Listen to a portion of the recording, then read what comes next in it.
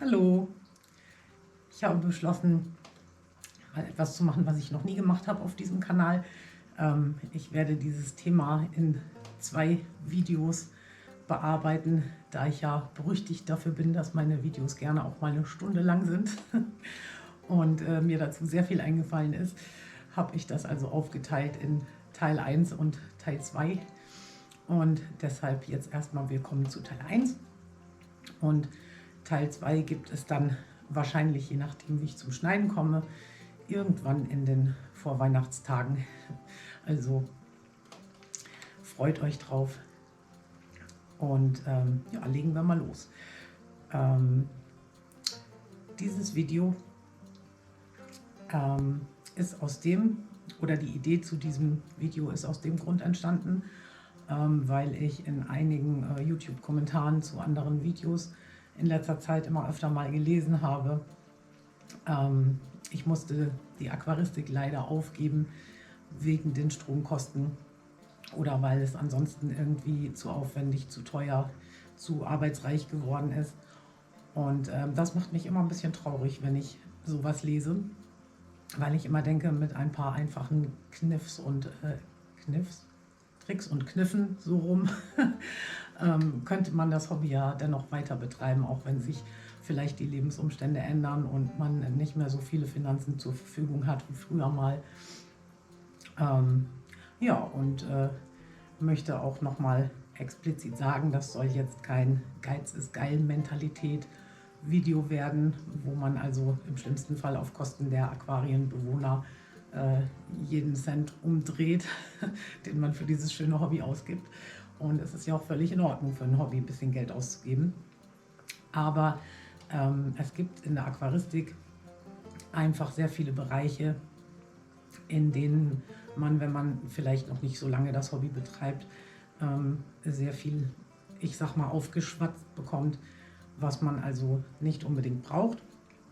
Und es gibt eben auch sehr viele Möglichkeiten, speziell das große Thema Stromverbrauch in der Aquaristik deutlich zu reduzieren, mit also sehr einfachen Mitteln und Methoden.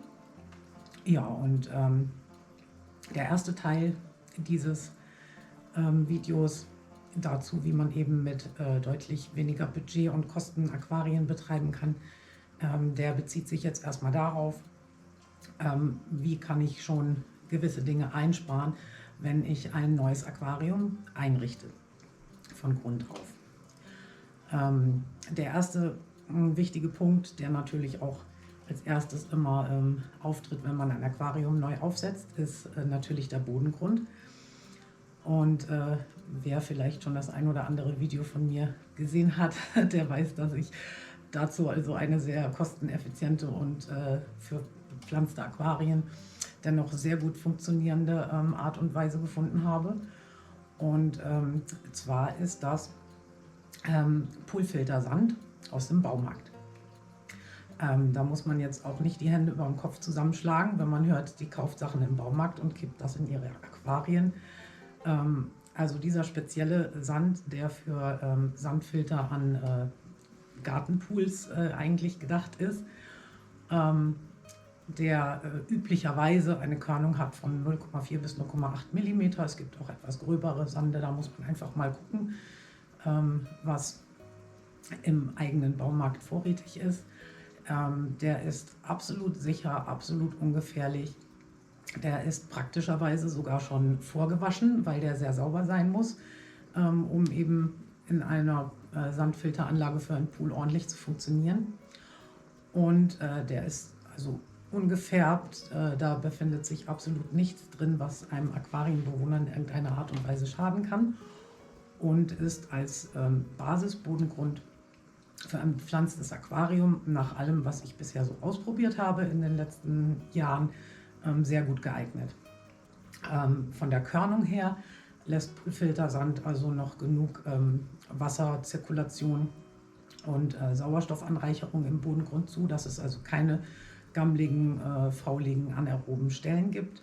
Die Wurzeln entwickeln sich sehr schön in diesem Sand und der einzige Nachteil, sag ich mal, den er hat, aber das betrifft ja auch andere Bodengründe, Vorderste in der Aquaristik, ist, dass er eben keinerlei Nährstoffe, Dünger für die Pflanzen enthält, sodass man sich eben noch ein paar Gedanken dazu machen muss, wie kommen meine Wasserpflanzen dann eben an die benötigten Nährstoffe.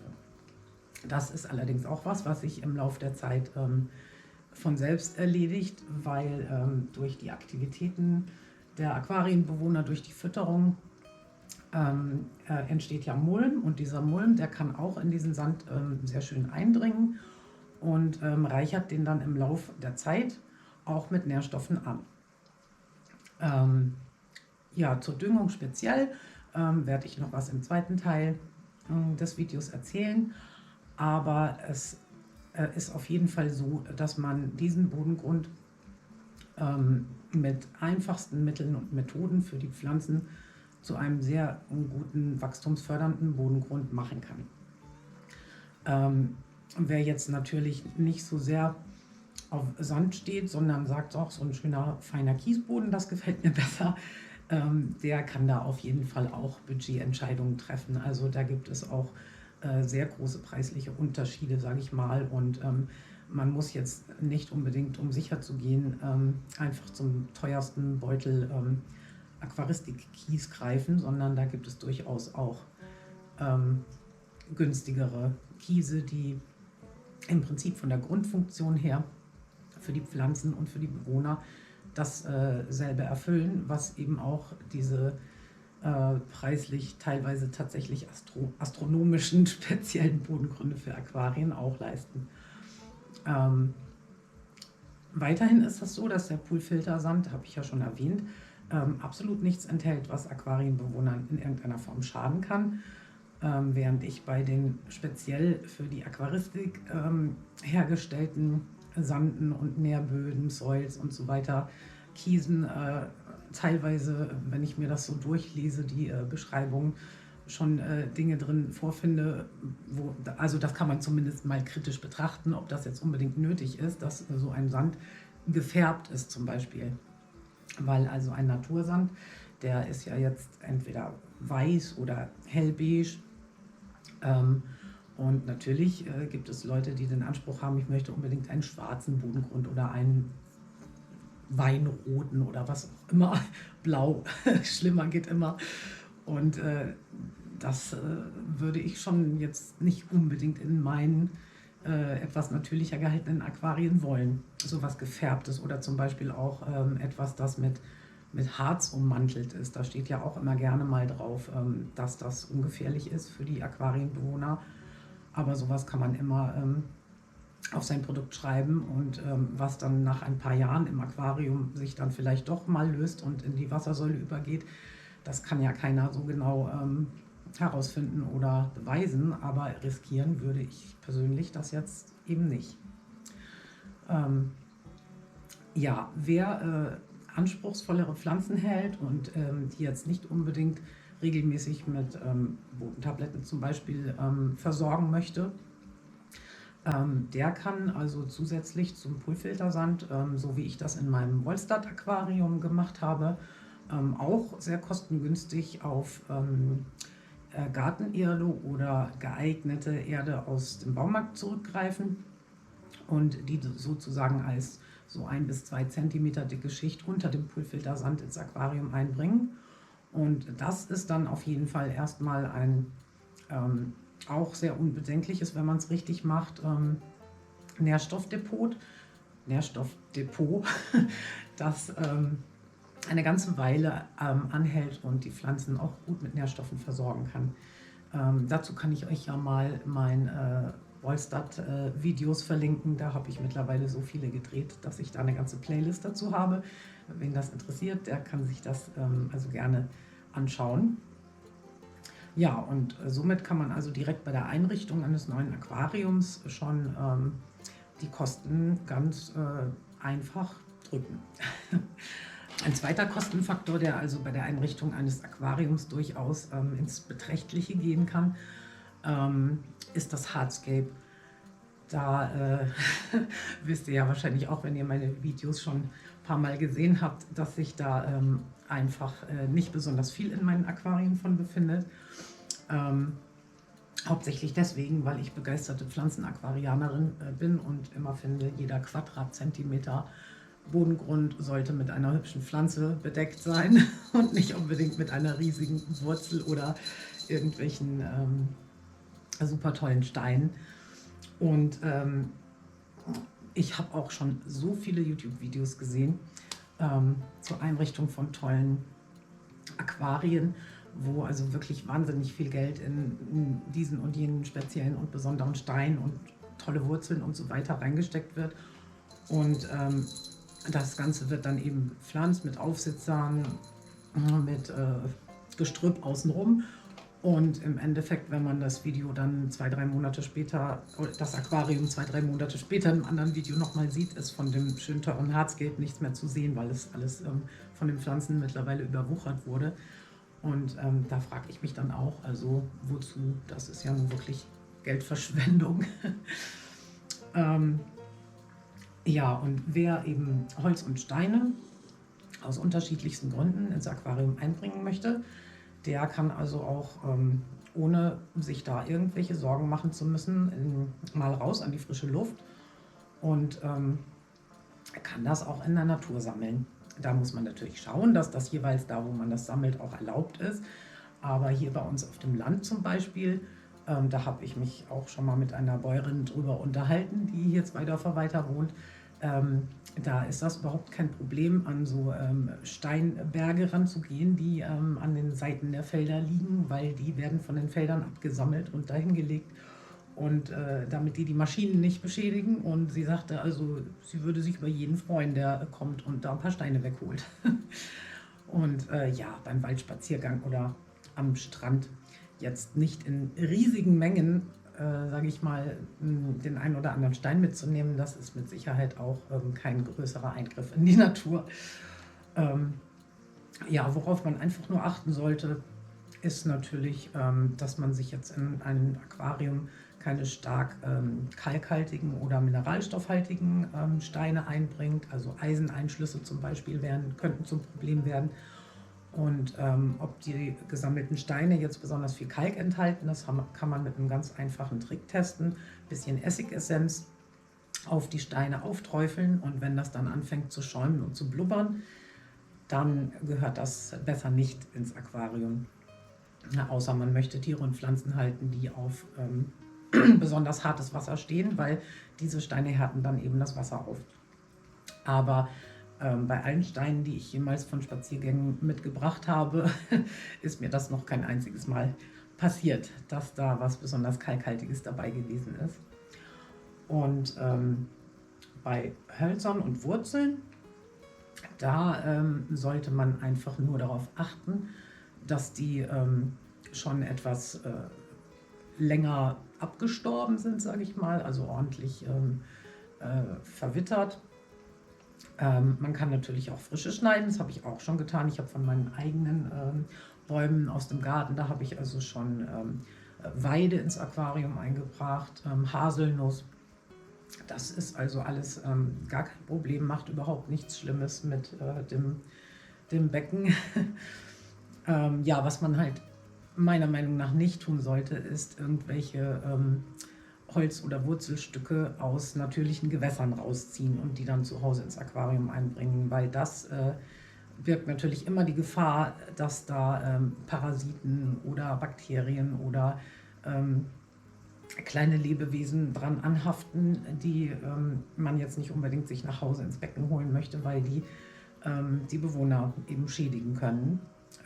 So exotische Fische haben natürlich keine Abwehrkräfte, kein Immunsystem gegen unsere einheimischen Parasiten und Krankheitserreger, die sich in unseren Tümpeln und Bächen und so weiter befinden. Von daher würde ich also grundsätzlich davon abraten, irgendetwas aus einheimischen Gewässern zu holen und ins Aquarium einzubringen. Aber wenn man darauf achtet, dann muss man auf jeden Fall kein teures Geld für irgendwelche verrückten Wurzeln, die vielleicht auch noch aus Afrika hierher importiert werden, hinlegen. Also das halte ich für ziemlich übertrieben. Zumal das tatsächlich auch so ist, dass einige der Wurzeln, die man kaufen kann, in den Aquaristikläden durchaus am Anfang sehr viele Tannine ans Wasser abgeben. Also selbst wenn man die eine ganze Weile vorwässert, wie das ja immer empfohlen wird, können die zum Teil jahrelang noch Tannine ans Wasser abgeben. Und wenn man diese Braunfärbung des Wassers jetzt nicht unbedingt möchte, dann holt man sich damit, also meiner Meinung nach, auch zu viel Arbeit ins Haus, weil man diese Tannine eben immer wieder mit Wasserwechseln entfernen muss. Und das würde ich persönlich jetzt auch nicht riskieren wollen. Mit Holz aus meinem eigenen Garten ist mir sowas also noch nie passiert. Das hatte noch nie irgendwelche Auswirkungen auf die Wasserqualität oder hat sonstige Probleme mit sich gebracht. Der dritte Punkt ist ein sehr wichtiger Punkt bei der Einrichtung von Aquarien und auch einer, der nach allem, was ich so gehört und gelesen habe, sehr viele Aquarianer auch wieder zum Aufgeben leider bewegt. Und zwar der insgesamte Stromverbrauch eines Aquariums. Da kann man auch bei der Einrichtung direkt schon darauf achten, dass man sich jetzt nichts zulegt, auch vor allem wenn man ein Komplettset kauft, was auf Dauer einfach zu viel Strom verbraucht. Von der Wattanzahl her, die Einrichtung im Aquarium verbraucht, könnte man meinen, dass der Heizstab der größte Stromfresser ist. Das relativiert sich aber, weil der Heizstab ja nicht im Dauerbetrieb läuft, sondern eben nur dann anspringt, wenn er tatsächlich gebraucht wird, das Wasser auf die gewünschte Temperatur erwärmt und sich dann eben wieder abschaltet. Heizstäbe gibt es also von 25 Watt Stäben für ganz kleine Becken bis mehr als 300 Watt Heizstäbe für Becken von 200 bis 300 Liter. Und wer was noch Größeres hat, braucht natürlich was noch stromzehrenderes oder eben mehrere davon. Und ja, das ist also, das klingt schon wie Wahnsinn in heutigen Zeiten, wo jeder über das Stromsparen redet und niemand mehr irgendwelche Glühbirnen im Haus hat, die noch mehr als, ich sag mal, maximal 11 Watt verbrauchen. Das lässt sich aber durchaus auch vom Verbrauch her reduzieren, indem man darauf achtet, wenn man zum Beispiel ein Komplettset kauft oder wenn man sich ein Becken in Einzelkomponenten zusammenstellt, dass der Heizstab also von der Temperatur her regelbar ist. Also die allerbilligsten Heizstäbe sind immer diejenigen, die voreingestellt sind auf 25 Grad meistens und wo man eben nichts daran ändern kann, auf welche Temperatur das Wasser geheizt wird. Und das ist natürlich, sage ich mal, bei den meisten Tieren, die im Aquarium gehalten wird, schon ein paar Grad zu viel. Das ist für die meisten Tiere nicht nötig, dass die dauerhaft in 25 Grad schwimmen. Also deswegen habe ich in all meinen 7 Aquarien regelbare Heizstäbe und habe die eingestellt auf 22 Grad.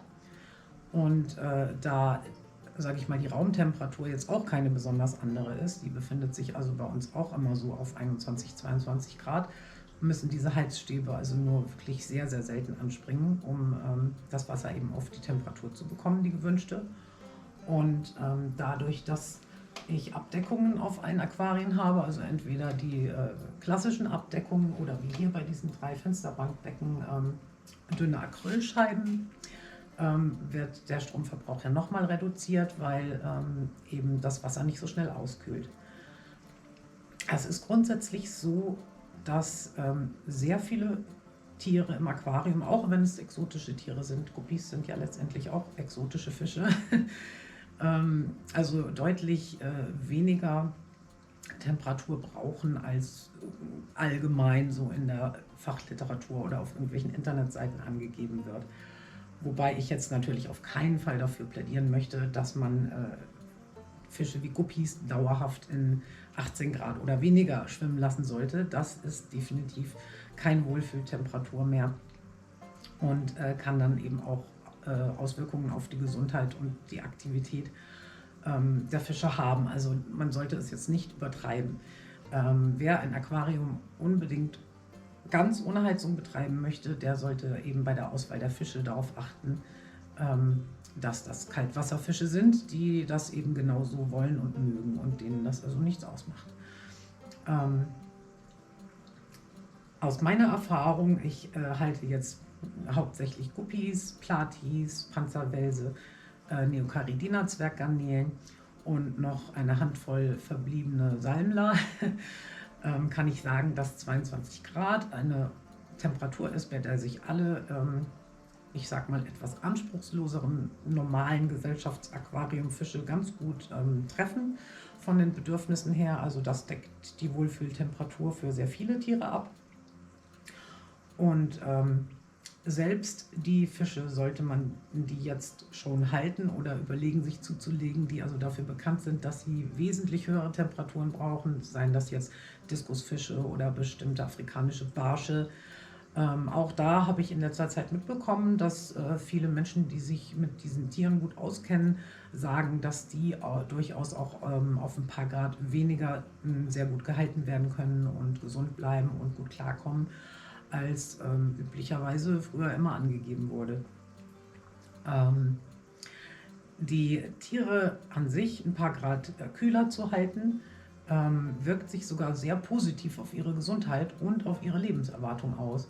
Also bei Guppies ist das zum Beispiel so, dass die Tiere, die aus den sogenannten asiatischen Dampfzuchten kommen, das heißt bei sehr hohen Temperaturen mit sehr viel Futter in kürzester Zeit großgezogen werden, damit man eben so schnell wie möglich, so viel wie möglich von ihnen auf den Markt werfen kann,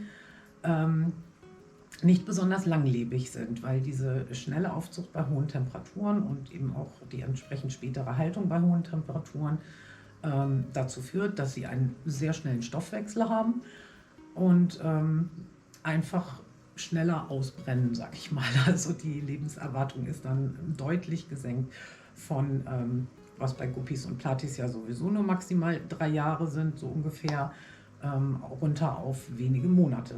Und das tut mir also für die Tiere sehr leid, aber das macht ja auch den Aquarienbesitzer nicht glücklich. Schon gar nicht, wenn sich Kinder im Haushalt befinden. Also da finde ich das dann doch sehr bedauerlich, wenn diese Fische nicht lange durchhalten. Und wenn man seine eigenen Nachkommen von lebendgebärenden Fischen eben von Anfang an auf niedrigeren Temperaturen hält und aufzieht, dann dauert die Aufzucht natürlich länger, das ist ganz klar. Also die sind dann nicht innerhalb von wenigen Wochen ausgewachsene Guppies, sondern das dauert eben Monate, 2 bis 3 auf jeden Fall. Aber wie gesagt, wirkt sich sehr positiv auf die Lebenserwartung und die Gesundheit aus. So gesehen 2 Fliegen mit einer Klappe, Strom sparen und gesunde, langlebige Fische großziehen. Also das ergänzt sich sehr gut, wie ich finde. Ja, da haben wir schon mal das Heizer-Thema abgehandelt. Der zweitgrößte Stromfresser im Aquarium, würde ich jetzt mal sagen, ist auf jeden Fall der Filter, weil der eben 24 Stunden, 7 Tage die Woche durchläuft. Den sollte man ja nicht abschalten, wenn man weiß, was man tut. Ja, und also bei Filtern, da gibt es wirklich gravierende Unterschiede, was den Stromverbrauch angeht. Ich habe zum Beispiel von guten Freunden mal ein 60-Liter-Aquarium geschenkt bekommen, das jetzt auch hier auf der Fensterbank steht. Und da hing ein Außenfilter dran, das war der kleinste von Oase und der hat satte 11 Watt verbraucht. Also was für ein 60-Liter-Aquarium komplett übertrieben ist.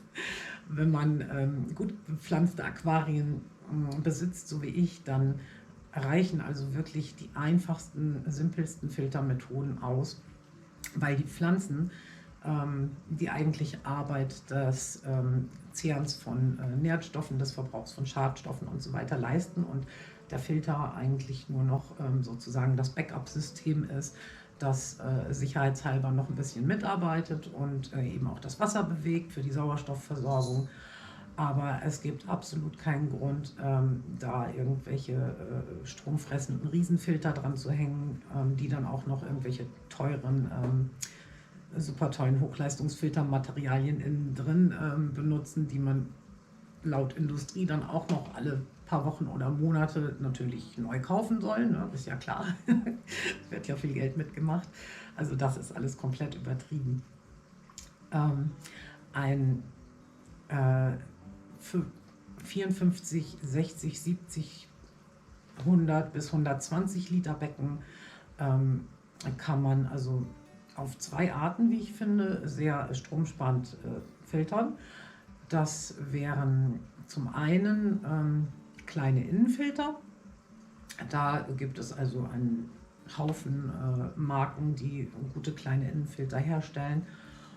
Und da habe ich spaßeshalber mal das ganze Repertoire, was sich in 8 Jahren bei mir angesammelt hat, mit meinem Strommessgerät durchgemessen. Und die haben also alle einen Stromverbrauch von 5 bis 6 Watt, kann man sagen.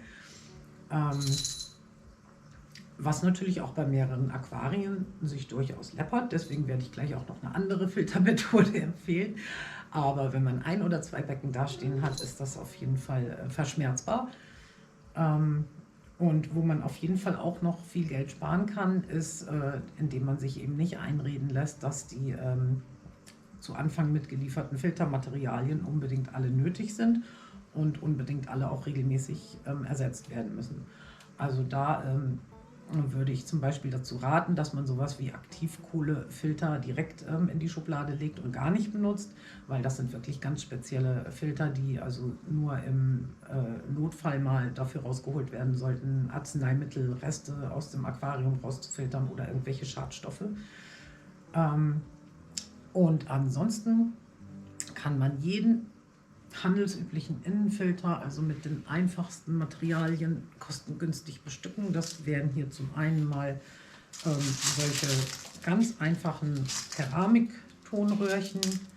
Die gibt es in verschiedenen Größen. Die sind sehr kostengünstig zu haben und die kann man also problemlos immer wieder auswaschen. Und die filtern das Wasser also schön mechanisch und auch ein ganz kleines bisschen biologisch und erfüllen ihren Zweck also wunderbar bei sehr guten Standzeiten. Dann habe ich auch schon seit 8 Jahren, das musste ich also auch nur einmal kaufen, diese schöne grobe blaue Filtermatte. Die hat, glaube ich, 3 Euro damals gekostet, wenn ich mich richtig erinnere. Und aus der habe ich also, wie man sehen kann, für diverse Innenfilter schon passende Stücke rausgeschnitten. Das kann man also mit einer ganz normalen Haushaltsschere zuschneiden, wie man es eben braucht und in jeden handelsüblichen Filter einsetzen. Und die haben auch durch die Grobporigkeit eine ganz tolle Standzeit, können immer wieder ausgewaschen werden. Und wie gesagt, bei 7 Aquarien hält diese eine grobe Filtermatte bei mir jetzt schon stolze 8 Jahre. Und was man dann noch, ich sag mal, in speziellen Fällen ganz gut gebrauchen kann, da habe ich auch schon seit 8 Jahren hier denselben Beutel. Das ist die gute alte Filterwatte. Die ist vor allem dazu da, aus dem Wasser Schwebeteilchen mal kurzfristig rauszuholen, sollten sich mal zu viele darin befinden. Die hat allerdings keine gute Standzeit. Also wenn man Filterwatte in den Filter einbringt, dann muss man die, also ich würde mal sagen, wenn man sie dauerhaft drin haben möchte, so alle 2-mal die Woche auf jeden Fall auswaschen. Aber auch anders als die Industrie behauptet, kann man die auch sehr gut auswaschen. Also man muss jetzt auch Filterwatte nicht nach jeder Benutzung wegwerfen und durch frische Filterwatte ersetzen. Das ist absoluter Humbug. Ja, und damit hat sich's auch schon. Mehr muss meiner Meinung nach für ein schönes, gut laufendes Pflanzenaquarium nicht in den Innenfilter rein. Und das sind, wie gesagt, sehr viel kostengünstigere Materialien als die üblichen, ja, von den Herstellern angebotenen Dinge, die angeblich unbedingt in einen Innenfilter rein müssen. Ja, also das ist wie gesagt eine sehr schöne, sparsame Methode, um 1 oder 2 oder auch 3 Aquarien ordentlich zu filtern. Wozu ich jetzt allerdings übergegangen bin, da ich hier wie gesagt 7 Aquarien stehen habe, ist die Filtermethode Schaumstofffilter mit eingebautem Sprudelstein und eine die mit Luft betrieben werden, mit einer großen Membranpumpe hier in diesem Fall. Da habe ich eine große Membranpumpe mir gekauft, eine Luftpumpe, und die filtert über 4 der Aquariengröße angepasste Schwammfilter, hier eben 4 Becken gleichzeitig, und hat den erfreulichen Verbrauch von 7 Watt. Also anstatt 6, 12 mit 24 Watt, mit 4 separaten Innenfiltern, diese 4 Aquarien zu filtern, filtere ich sie mit 7 Watt über diese Luftpumpe. Dazu habe ich vor längerer Zeit schon mal ein Video gemacht, in der ich das System also ganz genau vorgestellt habe mit der Pumpe, der Lautstärke, die die Pumpe hat, mit den Schwammfiltern, wie doll das blubbert und so weiter und so fort, wie gut das funktioniert, wie man das Ganze reinigt und wartet und so weiter. Das werde ich euch jetzt einfach mal verlinken. Dann muss ich das nicht nochmal alles erzählen. Aber also es gibt auf jeden Fall gute Gründe, warum zum Beispiel Aquaristikfachgeschäfte oder Fischzüchter eigentlich alle über Luftheber oder Luftpumpen und Schwammfilter filtern. Also zum einen die Sparsamkeit, es verbraucht eben sehr wenig Strom, und zum anderen eben auch die Wartungsfreundlichkeit, also so ein Schwämmchen alle paar Wochen oder Monate mal aus dem Aquarium zu holen, einmal kurz auszuspülen und wieder einzusetzen, ist eben wesentlich weniger Arbeit, als einen Innenfilter komplett auseinanderzubauen, inklusive Pumpenkopf und Impeller, alles zu reinigen und dann wieder ins Aquarium zu packen. Ja, einfach eine sehr gute, empfehlenswerte Methode und sehr sparsam im Verbrauch. Noch sparsamer sind die modernen sogenannten Piezo-Pumpen. Das sind ganz kleine Luftpumpen, die mit einer anderen Technik funktionieren als die Membranpumpen und dadurch sehr, sehr leise sind. Davon besitze ich mittlerweile auch 3 Stück von unterschiedlichen Marken. Die sind also alle 3 völlig vergleichbar. Da gibt es keine großen Unterschiede. Und auch wenn aus mir unerfindlichen Gründen immer bei diesen Piezo-Pümpchen dabei steht, dass die nur dazu geeignet sind, Sprudelsteine zu betreiben und keinen Schaumstofffilter betreiben können, kann ich das absolut nicht bestätigen. Ich habe an alle meine 3 Piezo-Pumpen also Schaumstofffilter angeschlossen, teilweise ohne, teilweise mit eingebautem Sprudelstein. Und die betreiben diese Schaumstofffilter ganz problemlos und wunderbar seit Monaten oder sogar Jahren, ohne dass da bisher eine schlapp gemacht hätte oder das eben nicht mehr leisten kann. Und wenn man die Schwämme dann mal auswäscht, da bin ich mittlerweile bei einem Intervall von alle 2 Monate angelangt, dann sieht man schon daran, was da rauskommt, dass auch so ein Schwamm an einer winzig kleinen Piezo-Pumpe, die ein schmales Watt Stromverbrauch hat, das funktioniert ganz hervorragend. Kann ich also auch nur empfehlen. Ja, diese Piezo-Pumpen, die gibt es, also so die Standardausführungen, die haben also einen Stromverbrauch von entweder 1 oder 2 Watt, mehr ist das nicht. Und ich habe sogar eine an einem 126 Liter Becken hängen, an meinem Wollstad-Becken. Und das ist der einzige Filter, der da läuft. Und das funktioniert also ganz hervorragend bei sehr, sehr wenig Stromverbrauch. Was man vielleicht noch erwähnen sollte, ist, dass bei allen luftbetriebenen Filtersystemen ein Rückschlagventil in den Schlauch eingebaut werden sollte, der zum Aquarium führt. Einfach aus Sicherheitsgründen. Falls mal ein Stromausfall ist oder man das mal wegen Reinigung, Wartung vom Strom nimmt, das System, damit eben kein Wasser durch die Schläuche zurück in die Pumpe fließt und da vielleicht was kaputt macht oder einen Kurzschluss auslöst. Also kleines, günstiges Rückschlagventil ist immer eine gute Investition. Die Beleuchtung des Aquariums, das ist also auch ein Punkt, der vom Stromverbrauch her durchaus zu Buche schlägt.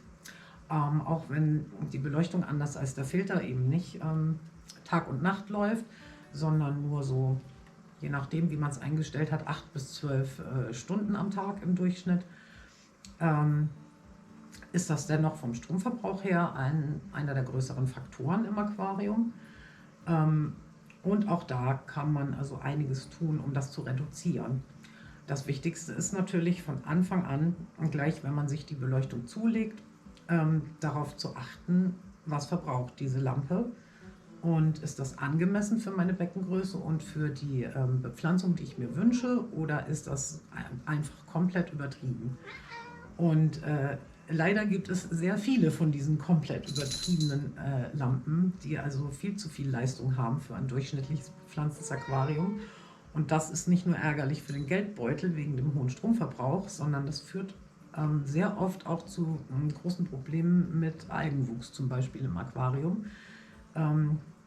Ja, das ist ein ganz einfacher Mechanismus. Also wenn ein Aquarium dauerhaft zu stark beleuchtet wird, dann wachsen eben nicht nur die Wasserpflanzen, sondern auch ganz viele verschiedene Algen, also Grünalgen, Pinselalgen, Cyano im schlimmsten Fall. Das kann dann alles passieren. Und das kann man eben von Anfang an bei der Einrichtung des Aquariums vermeiden, indem man also deutlich geringer beleuchtet, als die Industrie uns gerne weiß machen würde, um ihre teuren Lampen an den Mann zu bringen.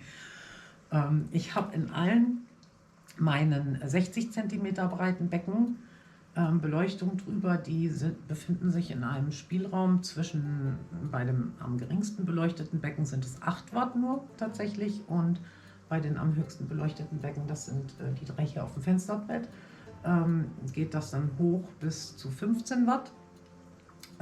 Je nachdem, wie ich das dimme. Und zum Dimmen, Moment, den hatte ich hier doch auch irgendwo bereitgelegt. Wo ist der denn jetzt hin verschwunden? Ah, hier. Zum Dimmen des Ganzen, da kann man diese handelsüblichen sogenannten Drehdimmer ganz einfach benutzen, wenn also bei der Beleuchtung selbst kein Dimmer dabei ist. Und die lassen sich mit diesen einfachen Anschlüssen in fast jede handelsübliche Aquarienbeleuchtung einfach dazwischen schalten und funktionieren dann eben über ein ganz einfaches Runter- und Hochdrehsystem.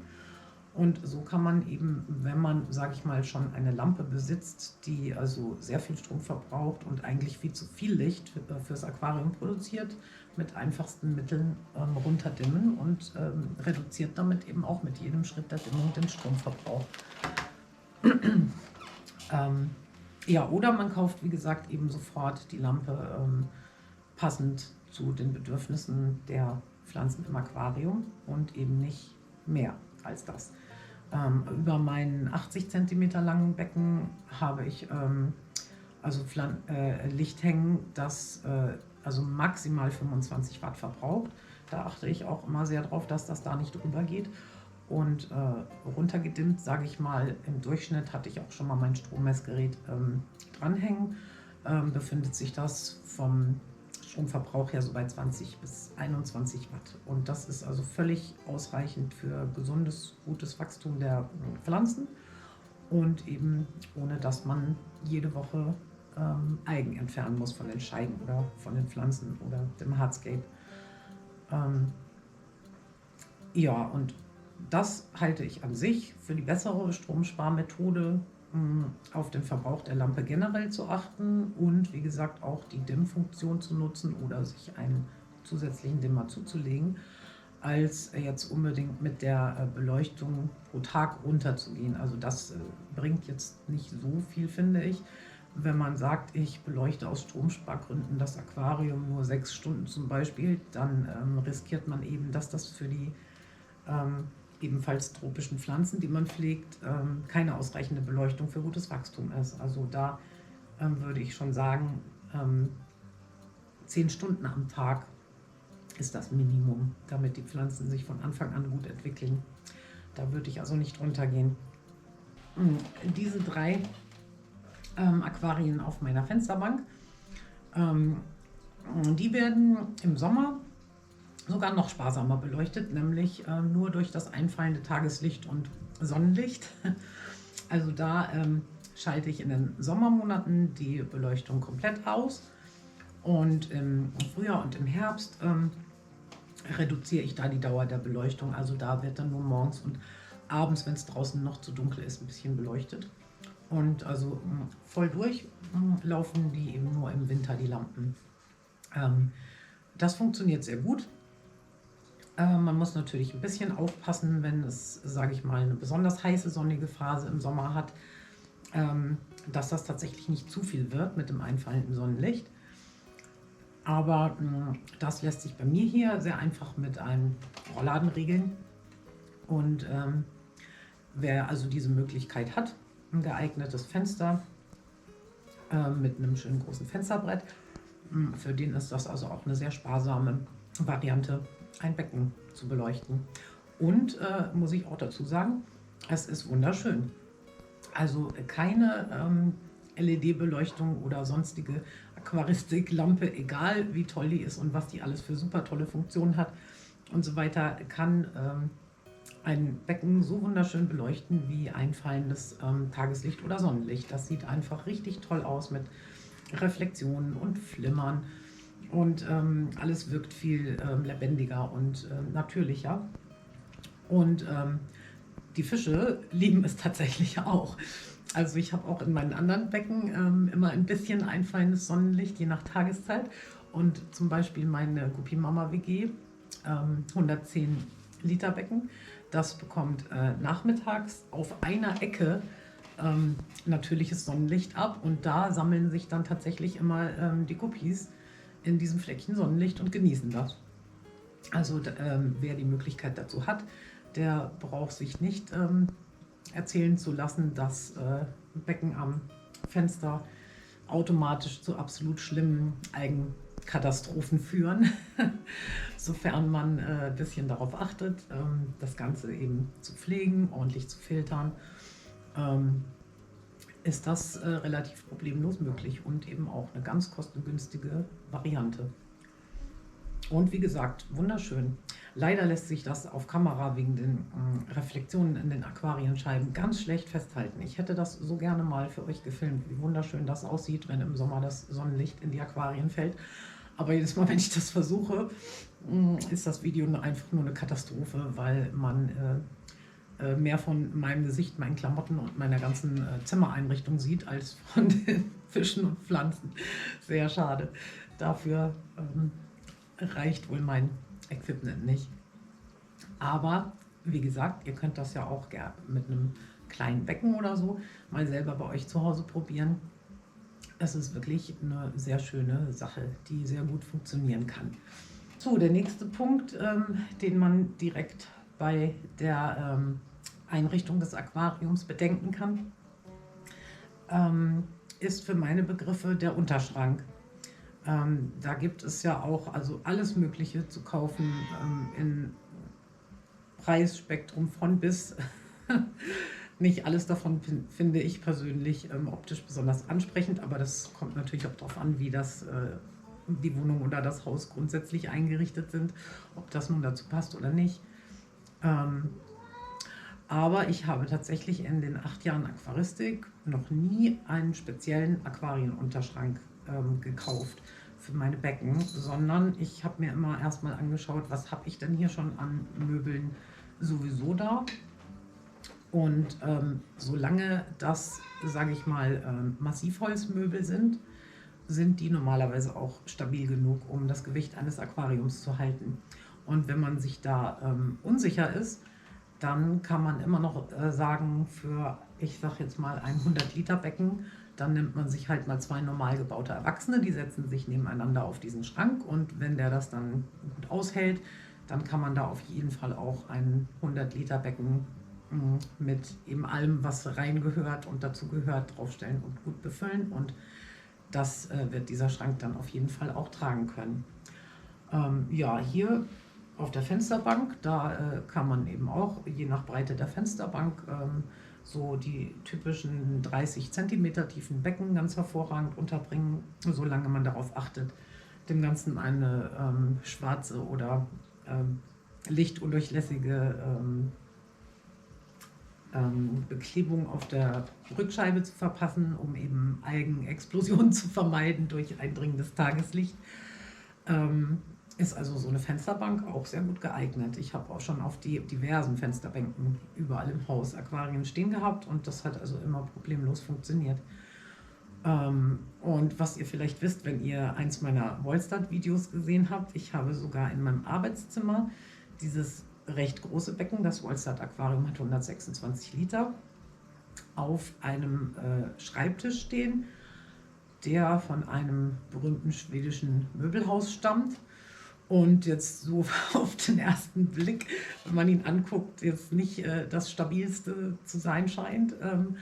Aber auch das funktioniert ganz hervorragend. Also da ist mir bisher noch nichts zusammengebrochen, zusammengesackt oder irgendwie hat bedenklich zu wackeln angefangen. Also selbst das funktioniert. Man sollte sich da nicht so viel Angst machen lassen. Letztendlich, wenn man sich diese Aquarienunterschränke anschaut, die es zu kaufen gibt, die sind jetzt auch nicht der Gipfel der Stabilität. Also ich würde mal sagen, so ein guter alter Massivholz-Kiefer-Naturschrank, den man vielleicht von Omi geerbt hat, der ist deutlich stabiler als, hallo, als ein handelsüblicher aus MDF-Platten zusammengesägter Aquarienunterschrank. Also da finde ich, besteht meiner Meinung nach kein Grund, mehrere 100 Euro auszugeben, um da ein kleines handelsübliches Becken draufzustellen. Natürlich muss man da immer dazu sagen, wenn jetzt man 5000 Liter ins Wohnzimmer stellt, dann muss man sich auch ein paar Gedanken mehr um die Stabilität und so weiter des Unterschrankes machen. Meine Katze bekommt Hunger. Aber das ist ja klar, dass man, wenn man so ein großes Becken aufstellt, sich auch damit befassen muss. Auch mit der Statik, ist da eine Unterkellerung oder eine andere Wohnung noch unterm Fußboden und so weiter. Das sind ja ganz andere Überlegungen. Aber ich rede jetzt hier über die normalen Becken, ich sag mal von 54 bis 200 Liter oder 180, die man sich üblicherweise so zulegt.